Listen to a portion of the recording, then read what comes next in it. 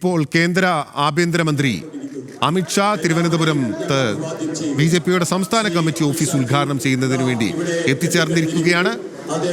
തത്സമയ ദൃശ്യങ്ങളാണ് പ്രേക്ഷകർ കാണുന്നത്.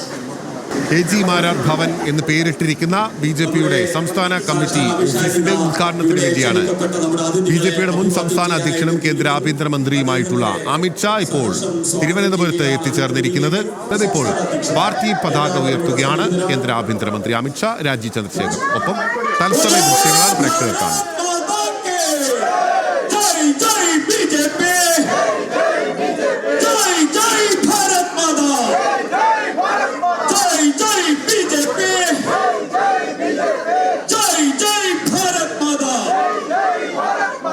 ബിജെപിയുടെ പതാക ഉയർത്തിയ ശേഷം മാരാർജി ഭവനിൽ KG മാരാർജി ഭവനിൽ ഇപ്പോൾ വൃക്ഷത്തൈ നടുകയാണ് കേന്ദ്ര ആഭ്യന്തരമന്ത്രി.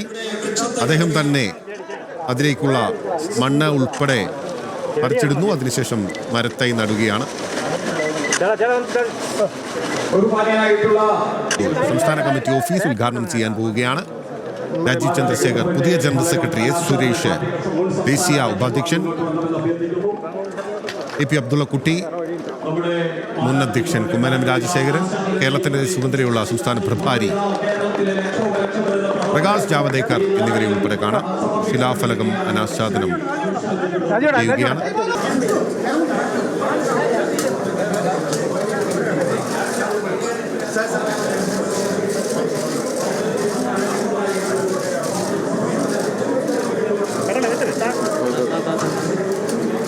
ഇപ്പോൾ ഉദ്ഘാടനം ചെയ്തതിനു ശേഷം അദ്ദേഹം നിലവിളക്ക് കൊളുത്തിയിരിക്കുകയാണ്.